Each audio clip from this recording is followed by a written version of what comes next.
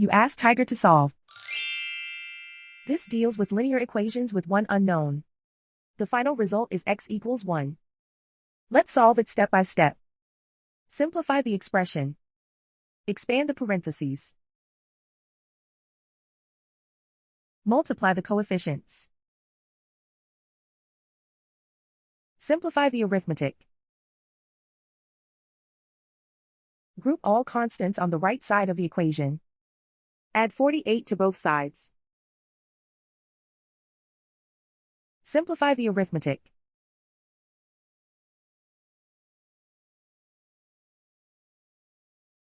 Isolate the x. Divide both sides by 36. Simplify the fraction.